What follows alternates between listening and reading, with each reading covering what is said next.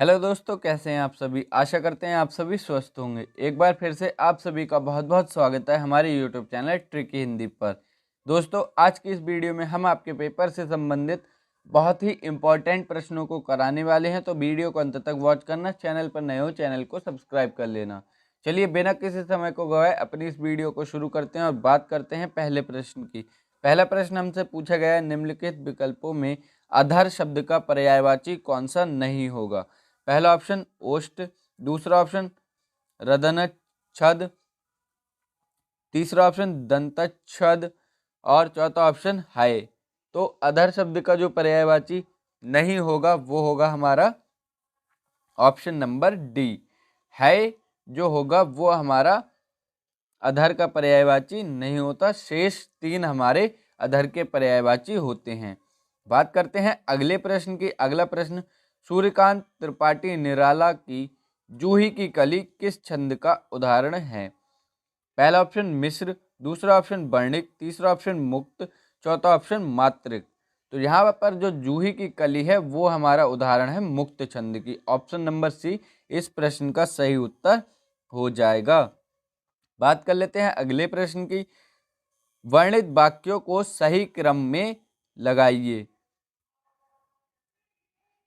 बड़े से बड़ा त्याग किया है, नागरिकों ने देश के स्वदेश प्रेम में वशीभूत होकर आवाहन पर सदा। तो यहाँ पर अब बच्चे यार अलावा ऑप्शंस में देख के सोचेंगे अंतस्थ व्यंजन के बारे में बात कर रहा है और वे क्रम से लगा देंगे। ऑप्शन नंबर ए को टिक कराएंगे जो कि हमारा गलत हो जाएगा। यहाँ हमें वाक्य को सही क्रम में लगाना है। तो सबसे पहले हमारा हम देखते हैं कौन सा सबसे अच्छा रहेगा। तो स्वदेश प्रेम में बसीभूत होकर, तो पहले हमारा ये आएगा। फिर बात करते हैं हम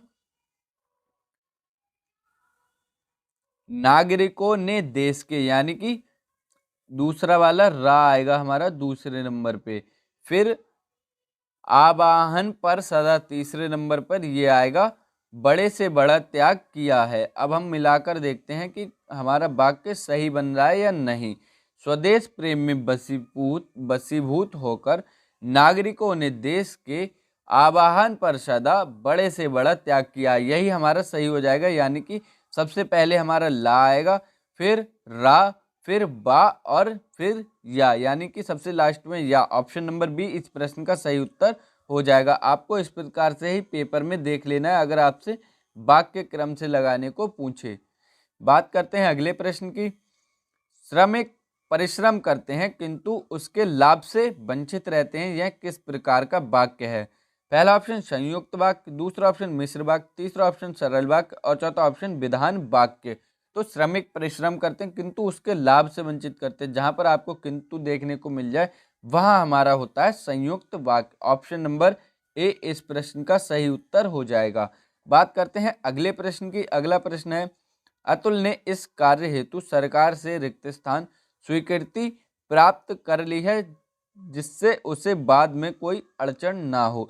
तो रिक्त स्थान में कौन सी आएगी। पहला ऑप्शन उचित स्वीकृति होगी, दूसरी ऑप्शन वांछित स्वीकृति, तीसरा ऑप्शन वंचित स्वीकृति और चौथा ऑप्शन स्पष्ट स्वीकृति। तो जो हमारा सही उत्तर होगा वो होगा ऑप्शन नंबर बी, वांछित स्वीकृति। फिर बात कर लेते हैं हम अगले प्रश्न की। अगला प्रश्न हमसे पूछा गया है, लोग अपनी अपनी मातृभाषा की रक्षा करते हुए सामान्य भाषा के रूप में हिंदी को ग्रहण करें, यह कथन किसका है। बहुत ही इंपॉर्टेंट कथन है ये, आपके पेपर में आ सकता है कथन से रिलेटेड एक क्वेश्चन। पहला ऑप्शन अरविंद घोष का, दूसरा ऑप्शन केशव चंद्र सेन का, तीसरा ऑप्शन एनी बेसेंट का, चौथा ऑप्शन नरसिंह मेहता का। तो ये जो हमारा मातृभाषा से रिलेटेड कथन है वो या तो महात्मा गांधी जी देते थे या फिर देते थे अरविंद घोष जी, और इन्होंने अपनी जो मातृभाषा था उसे ही अपनी प्राथमिक यानी कि शुरुआती पढ़ाई की जो भाषा थी उसके रूप में इन्होंने मातृभाषा को ही चुना था और इन्होंने सबसे ज़्यादा मातृभाषा पर ही बात की थी। बात करते हैं अगले प्रश्न की। दिए गए विकल्पों में से डावाडोल का विलोम शब्द कौन सा हो जाएगा। पहला ऑप्शन डुलमुल, दूसरा ऑप्शन अटल, तीसरा ऑप्शन अज्ञ, चौथा ऑप्शन बहुज्ञ।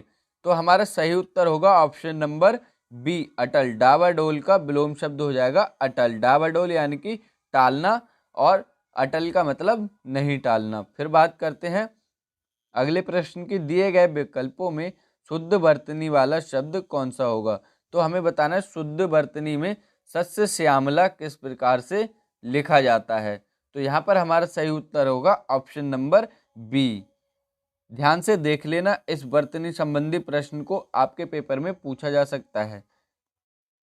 फिर बात करते हैं अगले प्रश्न की, ऐसा आदमी नहीं देखा वाक्य में जो ऐसा है किस प्रकार का विशेषण हो जाएगा। पहला ऑप्शन मौलिक सार्वनामिक विशेषण, तीसरा ऑप्शन यौगिक सार्वनामिक विशेषण, तीसरा ऑप्शन गुणवाचक, चौथा ऑप्शन परिमाण बोधक। तो यहाँ जो हमारा हो जाएगा ऐसा, वो होगा यौगिक सार्वनामिक विशेषण। ऑप्शन नंबर बी इस प्रश्न का सही उत्तर हो जाएगा। बात करते हैं हम अगले प्रश्न की, निम्नलिखित विकल्पों में से गीधड़ का पर्यायवाची शब्द कौन सा होगा। पहला ऑप्शन विद्धग, दूसरा ऑप्शन जुम्बक, तीसरा ऑप्शन हरियान, चौथा ऑप्शन क्लिग्न। तो गीदड़ का पर्यायवाची शब्द होगा हमारा जुम्बक। ऑप्शन नंबर बी इस प्रश्न का सही उत्तर हो जाएगा। फिर बात करते हैं अगले प्रश्न की। अगला प्रश्न है, दिए गए विकल्पों में से उत्तर प्रदेश की दूसरी राज्यभाषा कौन सी है। ध्यान से पढ़िए, हमसे पूछा गया है दूसरी राज्यभाषा। पहली तो हमारी हिंदी ही है, लेकिन उत्तर प्रदेश में दूसरी राज्यभाषा कौन सी है। पहला ऑप्शन अवधी, दूसरा ऑप्शन अंग्रेजी, तीसरा ऑप्शन उर्दू, चौथा ऑप्शन हिंदी। तो दूसरी राज्यभाषा है उत्तर प्रदेश की उर्दू। ऑप्शन नंबर सी इस प्रश्न का सही उत्तर हो जाएगा। बात कर लेते हैं हम अगले प्रश्न की। अगला प्रश्न है, दिए गए विकल्पों में से कौन सा विकल्प झगड़ा शब्द का पर्यायवाची नहीं होगा। पहला ऑप्शन मतभेद, दूसरा ऑप्शन तकरार, तीसरा ऑप्शन टंटा, चौथा ऑप्शन समीचीन। तो झगड़ा शब्द का पर्यायवाची शब्द कौन सा नहीं होगा, तो वो है हमारा समीचीन। बाकी तीन दिए गए हमारे इसके पर्यायवाची हो जाएंगे। बात कर लेते हैं हम अगले प्रश्न की, दिए गए विकल्पों में से अवज्ञेय का विरुद्धार्थी शब्द यानी कि विलोम शब्द कौन सा। पहला ऑप्शन अज्ञेय, दूसरा ऑप्शन अजेय, तीसरा ऑप्शन सम्मानीय, चौथा ऑप्शन विज्ञेय। तो अवज्ञेय का पर्यायवाची हमारा हो जाएगा सम्माननीय। ऑप्शन नंबर सी इस प्रश्न का सही उत्तर हो जाएगा। बात कर लेते हैं हम अगले प्रश्न की। अगला प्रश्न है, ज्ञानपीठ पुरस्कार प्राप्त करने वाले हिंदी के प्रथम साहित्यकार कौन से थे। बहुत ही इंपॉर्टेंट प्रश्न है। पहला ऑप्शन सूर्यकांत त्रिपाठी निराला, दूसरा ऑप्शन महादेवी वर्मा, तीसरा ऑप्शन रामधारी सिंह दिनकर, चौथा ऑप्शन सुमित्रानंदन पंत जी। तो सब प्रथम मिला था हमें ज्ञानपीठ पुरस्कार सुमित्रानंदन पंत जी को। ऑप्शन नंबर डी इस प्रश्न का सही उत्तर हो जाएगा। बात कर लेते हैं ज्ञानपीठ पुरस्कार प्राप्त करने वाले हिंदी के प्रथम साहित्यकार, ये प्रश्न हमारा रिपीट हो गया, सुमित्रानंदन पंत जी हो जाएंगे। बात कर लेते हैं अगले प्रश्न की, कोई तो होगा जो मेरी सहायता करे, रेखांकित शब्द में सर्वनाम चिन्हित कीजिए।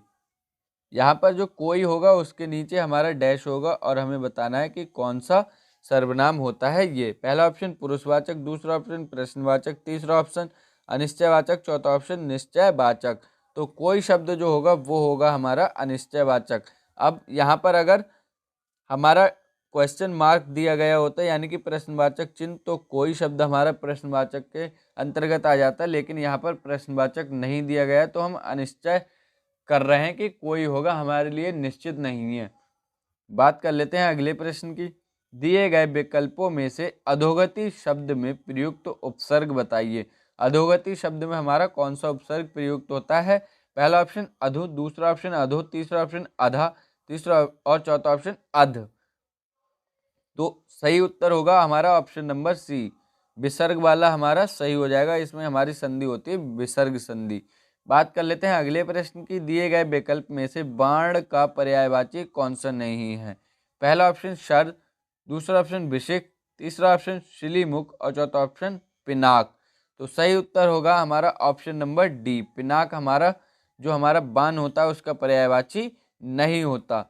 बात कर लेते हैं अगले प्रश्न की। अगला प्रश्न है, दिए गए विकल्पों में से अंटाचित करना मुहावरे का सही अर्थ क्या होगा। पहला ऑप्शन चाल चलना, दूसरा ऑप्शन पछाड़ देना, तीसरा ऑप्शन जोखिम मोल लेना, चौथा ऑप्शन परिणाम खराब कर लेना। तो अंटाचित करने का अर्थ होता है पछाड़ देना। ऑप्शन नंबर बी इस प्रश्न का सही उत्तर हो जाएगा।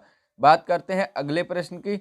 आदर अथवा सम्मान हेतु किस वचन का प्रयोग किया जाता है, यानी कि किसी का आदर और सम्मान करने के लिए किस वचन का प्रयोग। पहला ऑप्शन एक वचन, दूसरा ऑप्शन बहुवचन, तीसरा ऑप्शन है दोनों का, चौथा ऑप्शन किसी का नहीं।